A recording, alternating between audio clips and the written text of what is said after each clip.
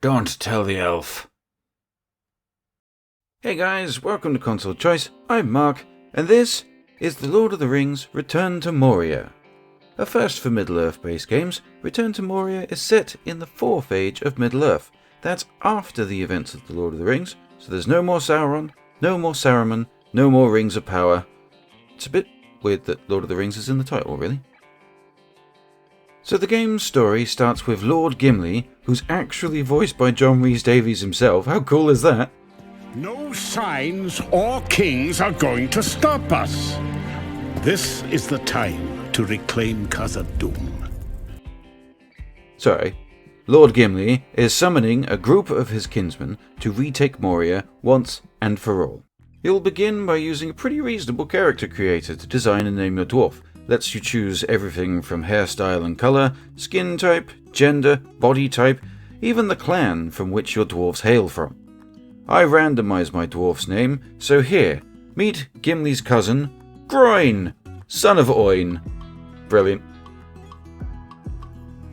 Upon discovering that the doors of Durin are sealed, Gimli decides that they'll blow a hole in the side of the mountain to get in, which promptly goes wrong, and your character is dropped into a pit and separated from the others.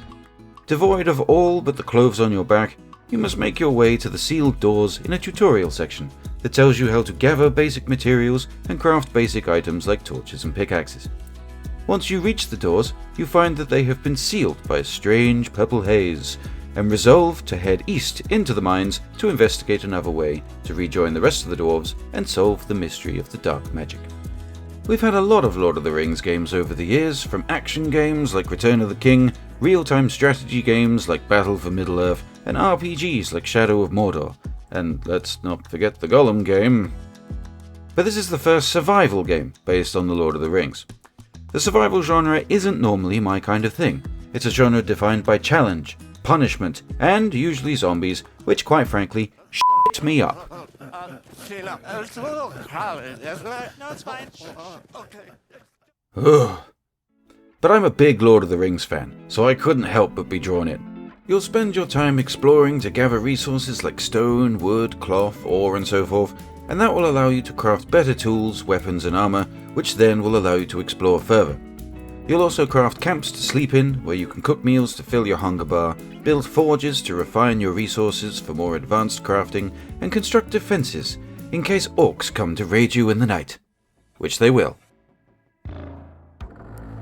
The Moria map is procedurally generated, so each new game you play, it'll play out a little differently, and as you explore deeper into Moria and progress through the story, you'll encounter more dangerous creatures like wargs, orcs, and goblin men, and judging by the trailer, small dragons. Ugh. You can also play online with up to 7 friends and explore and battle the forces of darkness together. Combat's pretty simple, using a combo of dodge and strike commands to defeat your enemies. It's not hugely engaging, but it'll do. Investigating Moria's darker nooks and crannies will have you finding all sorts of artifacts and other bits and bobs that have direct references to the Lord of the Rings lore, which will appear in the game's appendices for you to read. Like this set of hobbit cutlery that the appendix tells you was left here by one of the 4 Fellowship hobbits. Or this rune left by Gandalf as he searched for Thrain, Thorin Oakenshield's father. This is one of the game's great strengths. Its details really make this game feel a genuine part of the Middle-earth world, and show that this game has been lovingly developed by fans of the books and films. Details like dwarves love mining, right? So as you mine ore, your happy dwarf will start singing.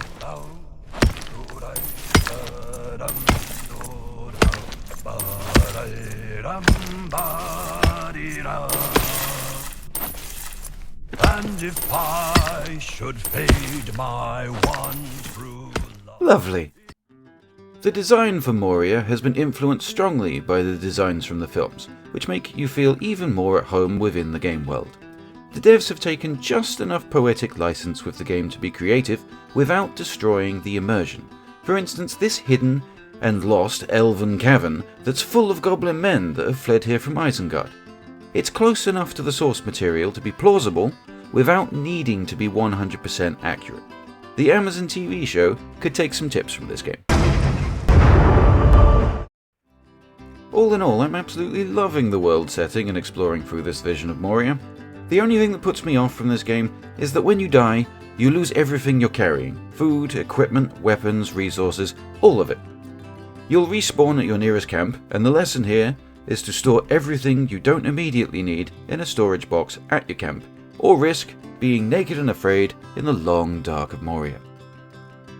So there we go. What are your thoughts on Return to Moria? Want to give it a go?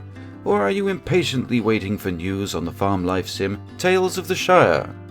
Seriously, when's the trailer coming? Thanks very much for watching Console Choice. I'm Mark. Happy mining, everyone.